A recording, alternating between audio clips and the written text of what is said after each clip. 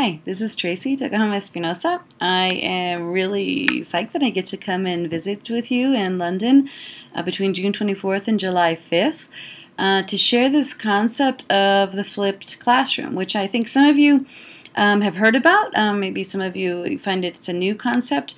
Just to give you a brief introduction, the flipped classroom is one of these fabulous ways of actually turning things on their head and aiming towards a better differentiation in our classroom, meeting individual students' needs, as well as heading towards mastery learning or competencies-based learning as opposed to just, covering a textbook.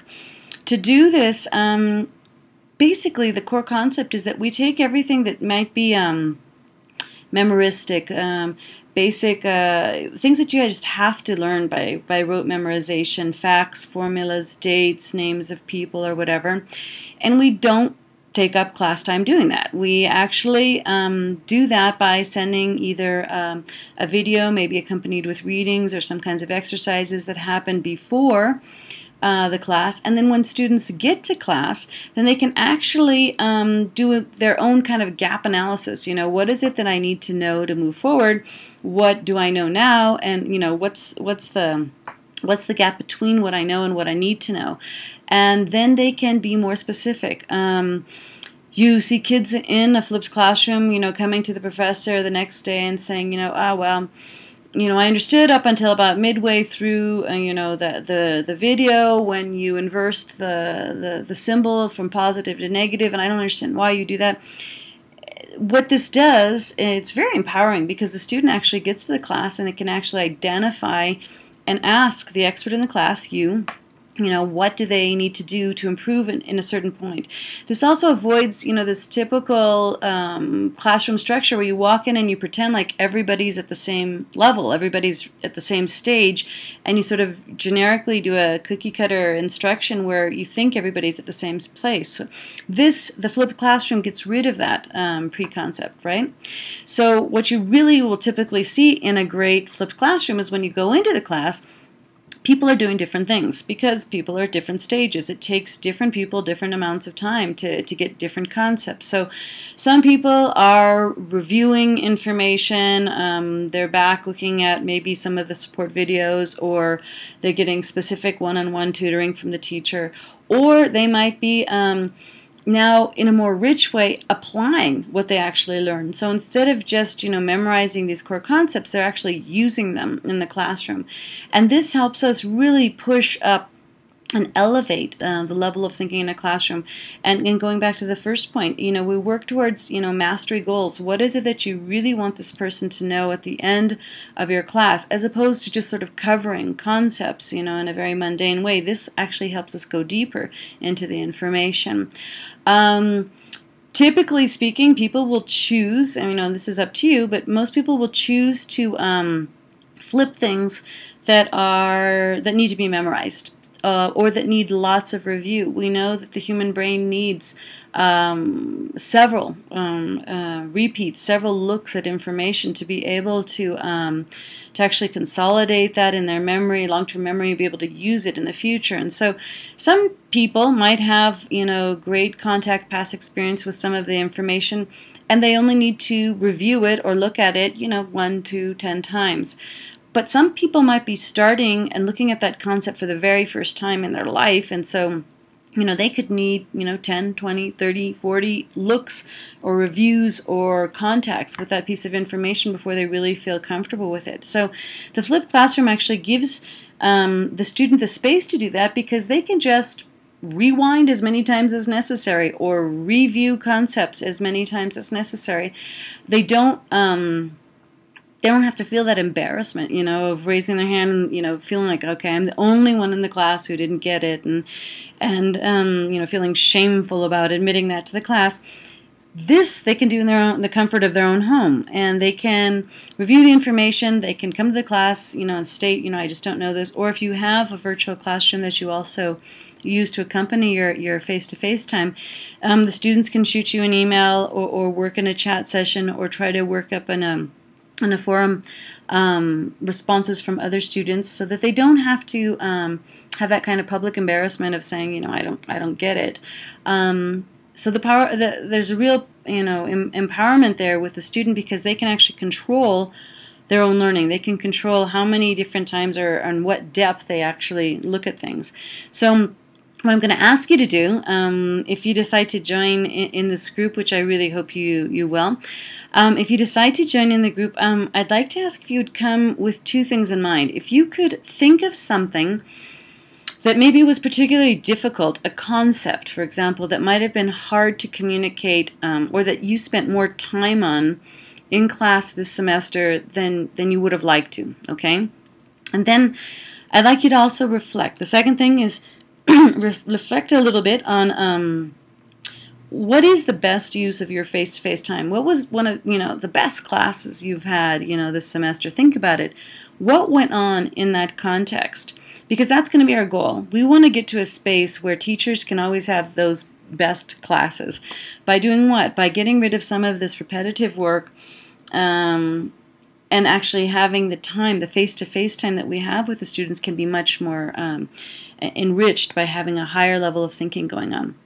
So, for example, in a class, I teach a neuropsychology class, and sometimes I find there are certain core concepts that I know that if the student doesn't get it, they shouldn't move on. They can't move on. So, for example, neuroplasticity is something that's really hard, to get, because it's so intangible and you can't really see it, happening on a daily basis. So many students, get stuck there. So what did I do? You flip this concept by doing what? In the classroom, they're given several short texts as well as brief videos, which does what? It has the same concept explained in words that aren't my own, in words that that somebody else has come up with. So maybe their approach or their vocabulary or the way they say it is better than what I did in the class for them, or it connects with them better. So I provide a variety of resources in the classroom, and sometimes it can even be myself, right? It's just that they can go back and re-listen to pieces of what I said and try to understand, and then come back and say, you know what, I really understood it until you connected it with these synapse things, and I didn't understand the electrical and the chemical or whatever. They can come back and be more precise with what they don't know, right? So the idea is to create a space. By flipping it, we mean we're creating a space where concepts that need to be memorized can actually be gone into in greater depth. As a fail-safe measure, I generally also add somebody else's full lecture. There's a great 1-hour lecture at Stanford University on neuroplasticity. So I put that up there as well in case they're really at a loss. They can't, the readings don't connect with them, what I said didn't connect, the short videos don't connect with them. Well, they have an opportunity then to fill in those gaps. This does a lot of wonderful things. The main thing is that it improves learning, but the other thing it also does is it kind of it covers me, right? I can let the students know, so you were absent, I was absent, the information is still there. So there's always a way to learn more, or even to learn more deeply. Some students might get it, but they like to reinforce what they know by going back and looking at that information. So anyways, the main thing here is, what's the best use of your face-to-face time? I would say that it wouldn't be, reteaching that math formula 100 times or going over the homework that you just assigned. I think, at least for myself personally, some of the best classes have been that contact with a student where you just see, sparks flying, these aha moments, the light bulbs going off, they're getting it. And that comes a lot, for me at least, with the dialogue or the debate or the quick discussion that can happen in the class that sort of takes those concepts and speaks to them at a much higher level of thinking. So basically, one of the reasons I'm such a proponent of the flipped classroom is because I believe it really gets away from just, covering this basic concepts and actually going more deeply into student knowledge.